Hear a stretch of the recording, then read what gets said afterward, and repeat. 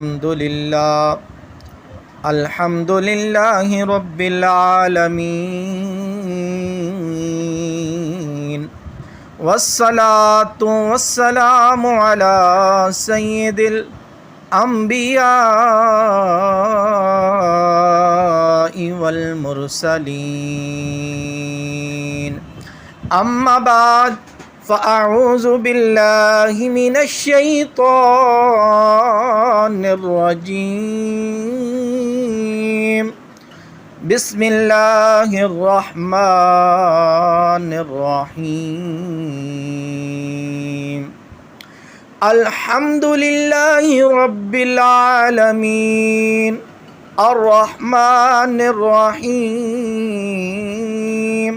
مالك يوم الدين إياك نعبد وإياك نستعين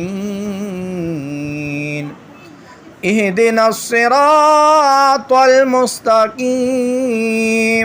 صراط الذين أنعمت عليهم غير المغضوب عليهم ولا الضالين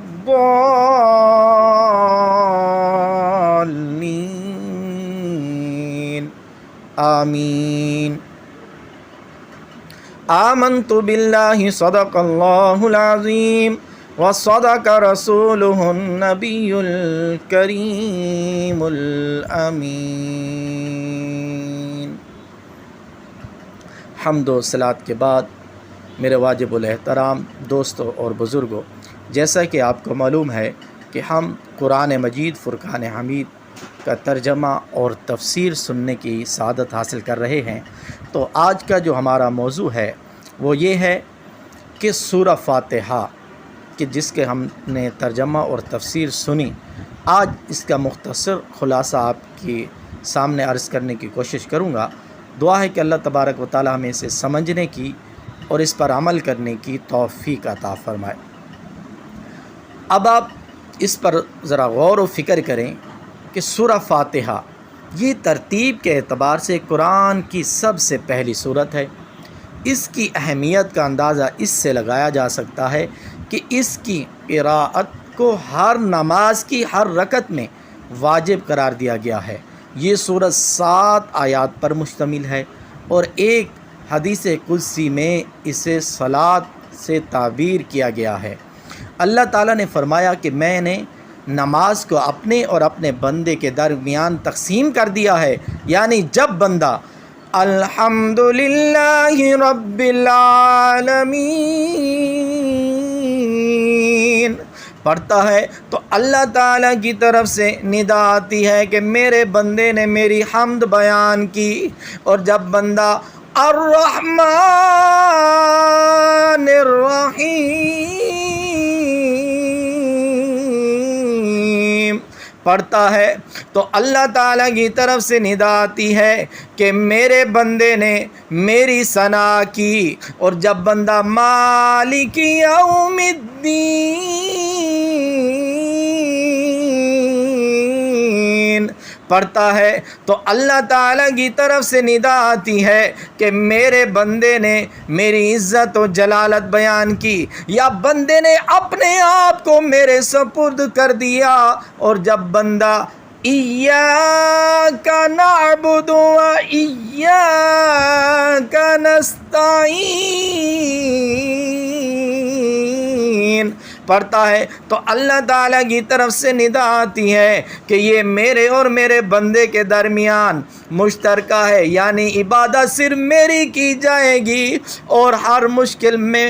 مدد کے طلبگار بندے کی مدد کی جائے گی۔ اور جب بندہ اہدنا الصراط المستقیم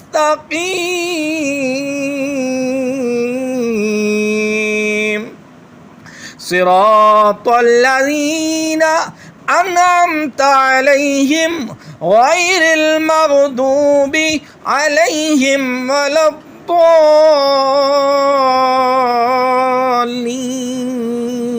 الضالین پڑھتا ہے تو چونکہ یہ کلمات دعا ہیں اور بندہ اللہ تعالیٰ کی طرف سے صراط مستقیم پر قائم اور دائم رہنے کی دعا مانگتا ہے تو اللہ تعالیٰ کی طرف سے ندا آتی ہے کہ یہ میرے بندے کے لیے ہے اور میرے بندے نے یہ سوال کیا ہے، وہ اسے عطا ہوگا۔ سورہ فاتحہ کو سورۃ الدعا، سورۃ المسألہ، سورۃ الشفاء، سورۃ الکنز، سورۃ الواقعہ، سورۃ الکافیہ، سورۃ الرقیہ اور سورۃ الحمد کے ناموں سے بھی ذکر کیا گیا ہے۔ اس میں اللہ تعالیٰ کی حمد و ثناء اور اس کی عظمت کا بیان ہے، اس امر کا بیان ہے کہ عبادت کی حق دار صرف اسی کی ذات پاک ہے اور بالذات صرف اسی سے مدد طلب کی جائے۔ اس میں اللہ کی بارگاہ سے دعا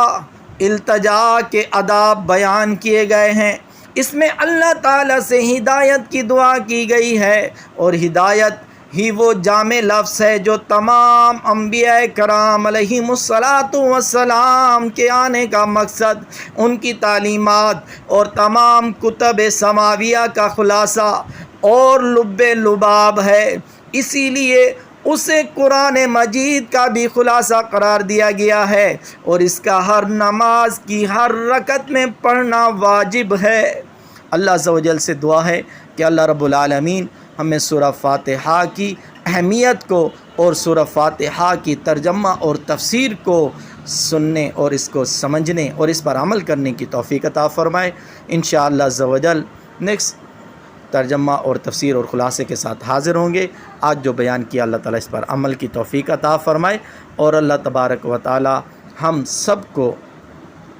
اس پر عمل کی بھی توفیق عطا فرمائے، اور اگر کوئی غلطی کوتاہی ہوئی ہو تو اللہ تعالیٰ اپنی رحمت سے معاف فرمائے۔ آمین بجاہ النبی الامین صلی اللہ تعالیٰ علیہ وآلہ وسلم۔